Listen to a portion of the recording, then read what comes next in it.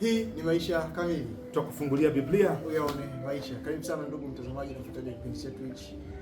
Tuko bado katika somo letu la 9. Jana kwa tunasoma uzuri kudumu katika ile imani. Wakati naongea jana nilikuwa nawaza kitu kimoja. Paulo katika kitabu cha Galatia akawa anawaambia ni nani aliwaroga? Yaani mmeanza katika imani alafu nataka muenende katika mwili. Hiyo vitu haviwezi kuwezekana. Tudumu katika imani. Amen. Leo Jumanne nasema mpango wa Mungu wa milele. Amen. Basi kabla kwanza tupate ombi. Tunashukuru sana kwa ambavyo unaenda kutudhihirishia leo mpango wako wa milele.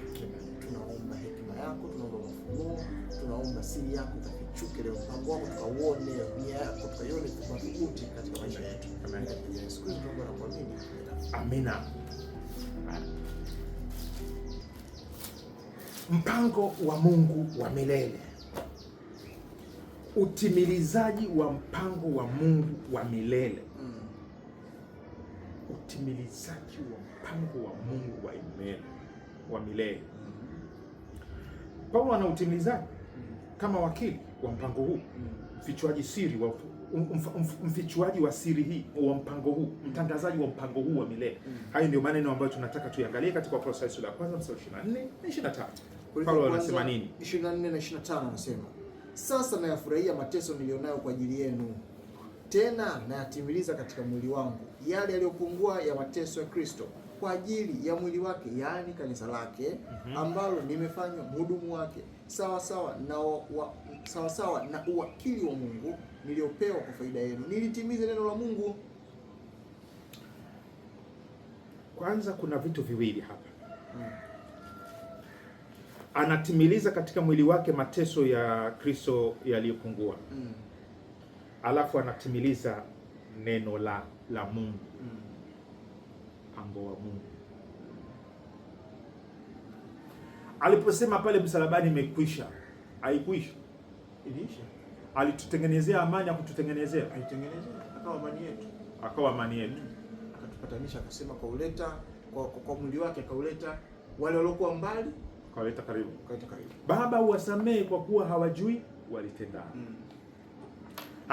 Ana maana, wewe unafikiriaje anamaanisha nini anaposema sasa eti mimi natimiliza yaliyopungua katika mwili wangu ya mateso ya Kristo kwa ajili ya mwili wake, yaani kanisa lake ambalo amefanywa mhudumu. Yaani anatimiliza kupitia uwakili, uhudumu aliopewa eti kwa faida yao.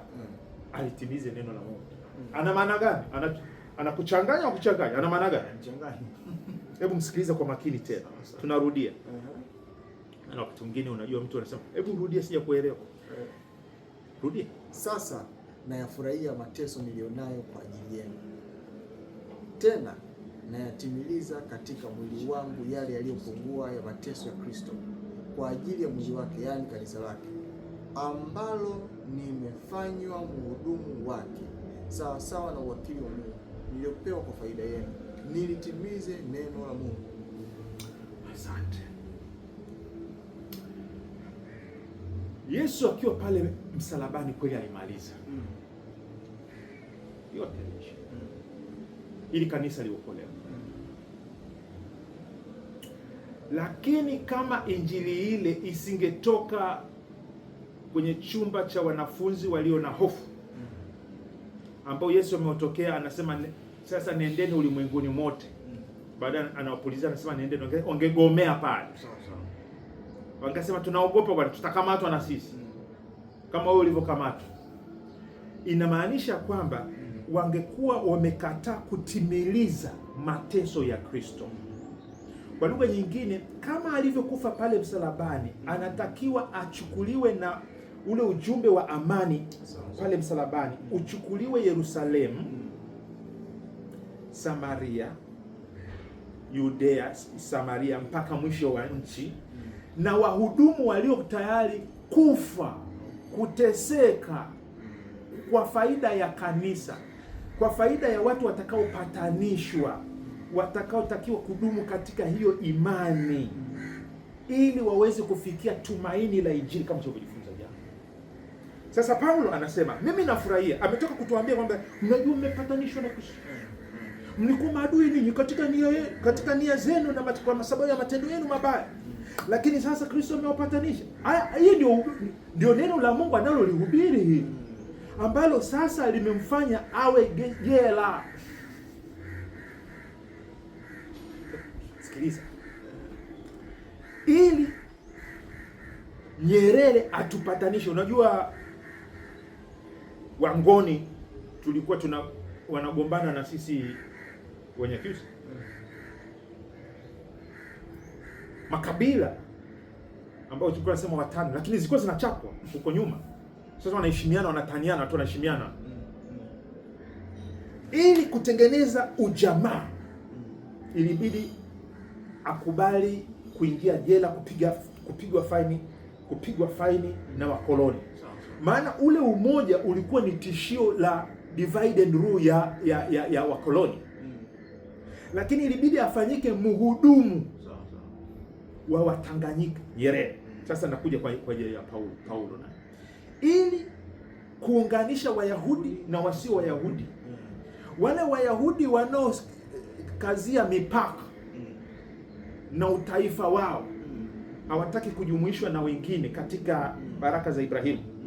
Wakamwona Paulo ni mwongo, wakamwona Paulo ni adui wa mfumo waliozoea, na ndio uchunganishi wao umefanya awe ndani mpaka sasa hivi. Paulo anasema nafurahia kwamba natimiza mateso nilionayo kwa ajili yenu. Ninawaletea habari, neno la Mungu hili. Hili neno la Mungu ili liweze kuchukua sura, ili liweze kufanyika kama ambavyo Kristo isemeje, akitamka inakuwa, na mimi nikitangaza, nikifichua siri hii, huu mpango wa Mungu wa milele unafichuka na unachukua sura, na ninyi mnakuwa wanufaika. Ni kwa ajili ya faida yenu, lakini kwa gharama yangu. Kristo aliingia gharama ili afanyike amani, na mimi kuwaletea amani hiyo kwa kupitia neno hili, kufichua mpango huu wa milele wa Mungu kupitia huduma yangu. Nachukua, natimiliza katika mwili wangu yale yaliyopungua.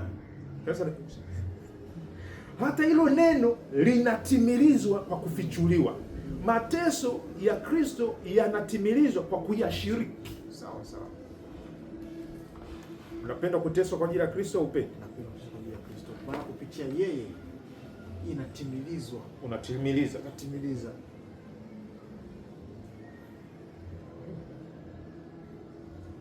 Kwa gharama, lakini kwa ajili ya neno lake na makusudi yake na malengo yake. Mission inaenda kufanikiwa. Lile lengo lake la kutufanya kuwa kitu kimoja katika yeye. Basi hayo mateso tena yana faida. Hii timiliza hii ni kama Paulo mahali fulani anasema utimilizeni wokovu wenu kwa hofu na kutetemeka. Ametoka kuambia kwamba mmekwisha kuokolewa. Hapo anasema timilizeni. Kwa lugha nyingine, yani mbegu ikishapandwa ipaliliwe, uishiriki. Tuko katika masomo haya, ndugu msikilizaji, ya upatanisho na tumaini. Tumepatanishwa kweli pamoja na Kristo, lakini ujumbe huu wale wanaotuletea wanaingia gharama. Wengine inabidi watoe za mfukoni, wengine inabidi wasemwe vibaya ili wamtangaze Kristo Yesu. Maana kumtangaza Kristo Yesu nayo ni kashfa pia. Kutangaza umoja huu ambao wengine wanaona ni tishio, maana wananufaika na divide and rule ya kwenye utengano, ni gharama. Kwa nini tusiwaombee watumishi wa Mungu ambao wanayashiriki mateso ya Kristo kwa faida yetu?